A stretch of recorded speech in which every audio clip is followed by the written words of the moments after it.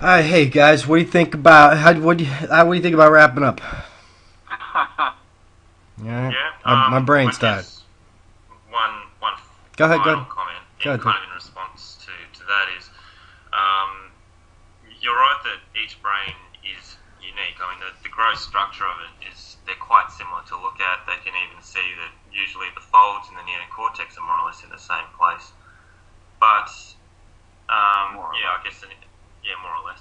There's an interesting thing that we can think of something quite abstract like the number three, and your concept of a three is probably kind of similar to my concept of a three. And even though our brains are different, we can still both kind of appreciate that concept and have some sort of representation for it in our brains, even though our brains are differently structured. And they're typically located in like the same place. Like when they Yeah, do The like so brain regions, scans, the like regions my are picture of generally, Angelina Jolie is in the same place as it would be in John's head. Like that's that right? Am I right about that? yeah, well, the not the same exact general same place, but vicinity. Yeah. yeah, in the general vicinity.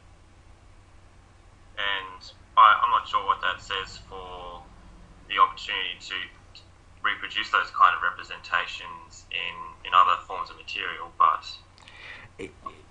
Yeah. I Go ahead. don't even know how true all that is, right? I mean, for example, the capabilities of speech are, I think, normally associated with what I forget whether it's the left or the right hemisphere, but at any rate, they can be reversed, right?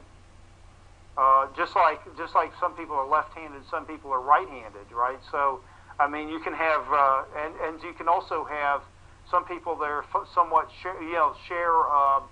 share the responsibilities, for example, of handedness between both hemispheres, right, to some degree.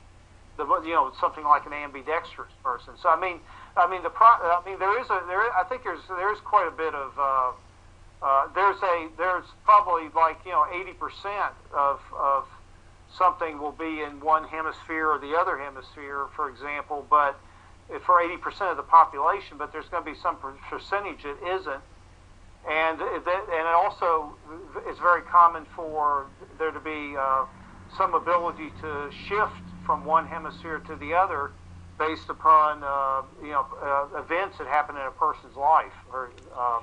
So I mean, it's back to the plasticity point you made, right? Where I think there's a good deal more plasticity and a good deal more variation there than there might be very common locations for things, but it's not. I don't think it's necessarily universally that way.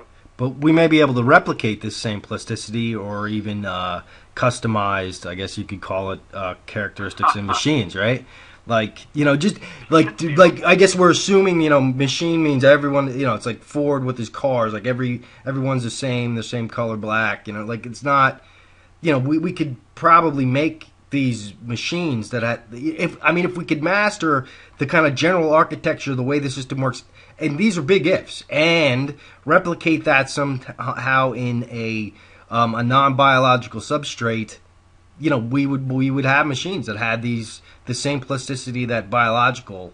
And to me, that's an open question. I don't know if we would be able to do that or not, but it would obviously have to it would have to have that characteristic of plasticity, redundancy, you know what I mean, ability for different components to do different parts based on its needs or interactions with the environment, right? Like, does that make sense? Maybe. Yeah, I Yeah, think that makes sense. yeah. I'm getting tired. Yeah. Um, By the way, Rick, I thought you did a great job here as a moderator. Right? I mean, I almost feel like you're the moderator more than. yeah. Well, I mean, Maybe you want to get in more of your own ideas into this, right? But it seems like you're more of a moderator between the three of us, and yeah. but No. you did a great job. Yeah, yeah. Oh, thanks. Well, I'm doing this kind of to learn, right? And I didn't come in here with any like set, solid assumptions. This is my point of view. I thought all three of you guys really offered, something unique to say, and I learned a lot in doing this.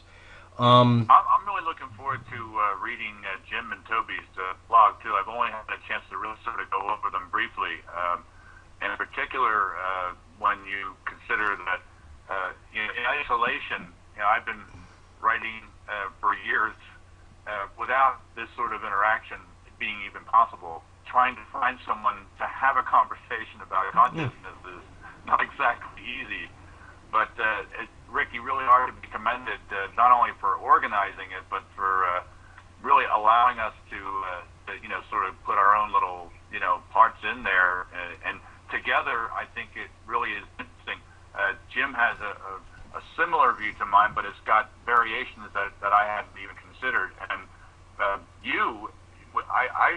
admire your courageous posting of blog entries that are just like, 7 pages long. Yeah. You have courage beyond Yeah. anything I've been able to master, at least at this point. And Toby clearly is on a path that it would be so valuable to share what he's learning along the way and what he concludes based on his research and study. I just think it's a great opportunity. It's a really good idea. Yeah, I've really enjoyed it. I'm looking forward to the next one. Yeah, what is on the next? What's the next one in the queue? You remember? I literally had my daughters pick it out of a hat. I put it in a hat and I was like, "Here, pick." And this is the one that they came up with first. But what? Let me look. I think I have it on my email here. The discussion topic or something. Yeah. I think it would be it's gonna be number 2. Relationship between religion, spirituality, and science. Okay. Well, that's a hot bed. you got? Are you? No, I don't know. Now, Toby, like if you people participate based on their interest. You know what I mean? If that's not a particular interest of yours, you know what I mean? That's cool with me. So just everybody take their pick on what they think they're interested in. And we'll go from there. And there's some other participants. Hopefully, Surium, who's he's a really great blogger, really smart guy. Hopefully he'll participate as well. But do you guys have like a date preference you'd want to do? Like you want to hold this like in a month, 6 weeks? Hope. Anybody? I'm fairly flexible. You're really flexible? A month is good for me. I think a month is about right. Okay, so let's say. It's a round figure. So that would put us what? And does anybody got a calendar in front of them? Like first Sunday of, is it the first Sunday of April? Yeah, that worked for me. Yeah. Good with you guys. Yep. First Sunday in March, right? Yeah. Okay. All right. If you guys have scheduling conflicts, something comes up, just let me know through email. I'll do the same. I'll try to see if this recording worked, and then I'll try to post it on my blog at some point with, like I said, links to your own blogs and maybe my own like summary of what you guys had to say about. Yeah, I think we should work on getting the pictures up there too. It just would be so much more interesting.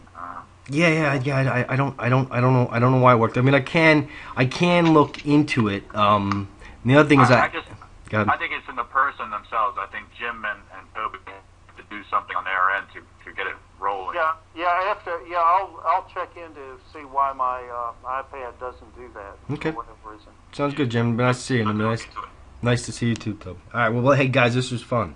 So Yeah, nice to meet you. Okay, nice to meet you too. All right. Great conversation. All right. We'll see you next time, guys. See ya. All right. Bye. Yeah. Bye.